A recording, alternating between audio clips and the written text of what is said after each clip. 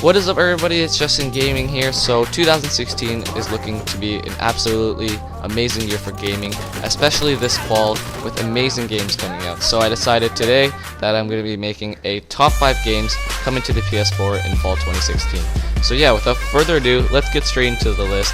Starting us off at number 5, we have Watch Dogs 2. So Watch Dogs 1 was a game that was obviously quite a big disappointment to the gaming industry. Now, the thing is for me that I've never actually played a Watch Dogs game, but judging from some of the gameplay that I've seen, I can definitely expect that this game definitely has a lot of potential, and judging from that it is a Ubisoft game, I believe that if they can make the same thing happen to this like they did with Assassin's Creed.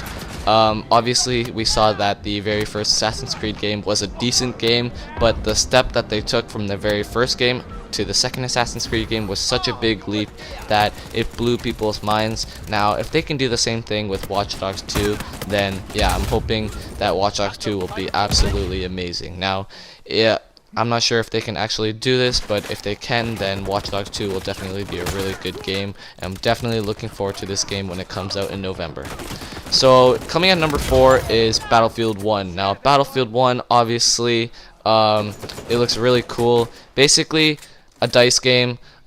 We can expect that it's going to be super smooth gameplay, amazing graphics, stuff like that, and pure epic chaos gameplay.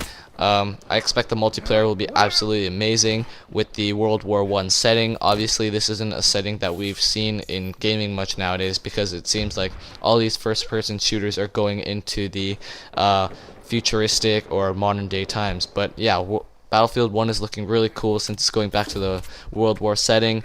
It's looking really cool with all the new weapons and stuff like that, and the new gameplay features that we can see, like the planes and the tanks and stuff like that from World War I is obviously really cool. Yeah, so Battlefield 1, I'm looking really forward to this multiplayer.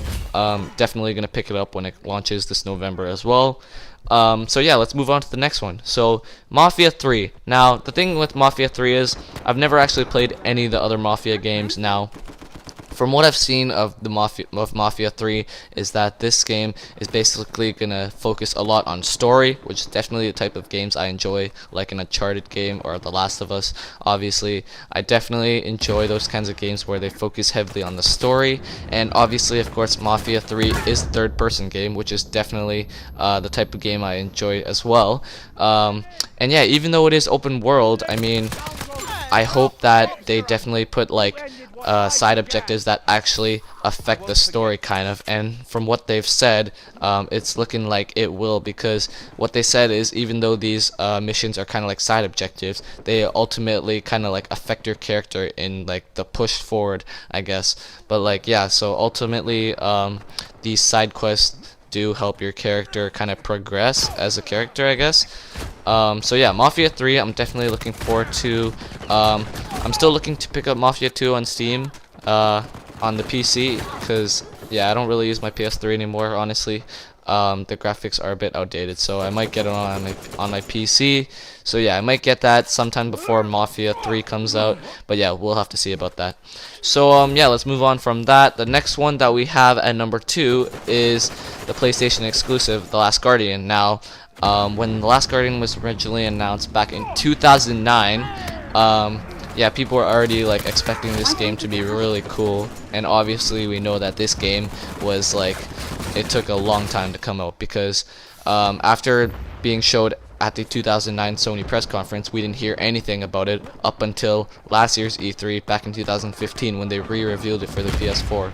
And yeah, people were absolutely blown away seeing it again at the PlayStation show floor and stuff like that. And once again, we saw it this year's E3 with a quick trailer, and that trailer was really cool. So I'm really looking forward to this game, Last Guardian, because once again, I believe that this game is going to focus on the story, and it's going to have a really creative way of telling its story between the boy and the dog bird creature. Yeah, it's going to be like unlike any other game, so I believe that The Last Guardian is going to be something really special. So yeah, I'm definitely really looking forward to The Last Guardian. I'm going to be picking it up when it comes out in October. Yeah, so Last Guardian, really looking forward to it. Let's move on to the number 1 game of 2016 coming to the PS4. Now the thing is, Even though this game has already been out on the Xbox One and the PC already, it hasn't come out on the PS4 yet, and that game of course is Rise of the Tomb Raider. Now, me myself, I recently completed Tomb Raider, the definitive edition that came out back in 2014, and I absolutely loved it. Yeah, I just really liked the gameplay, since it's kind of like, I guess you can kind of compare it to like an Uncharted game because it is a third-person shooter adventure game. But the thing I had with the Tomb Raider game is that I felt like at least the story was a bit weak. At least the characters, in my opinion, were quite weak, because it felt like, honestly, you didn't really care about too much of the characters. It wasn't really a reason why you wanted to play this game. But other than the story, I believe the game was absolutely amazing, because just the gameplay and the set pieces were absolutely ridiculous. Basically, everything that Lara Croft went through in that game was crazy and through the roof. But if they were able to like make the story better, and where you actually care for the characters and stuff like that, then I feel like the Tomb Raider games would be really cool. Which is why I think that Rise of the Tomb Raider really has a chance to be a really good game.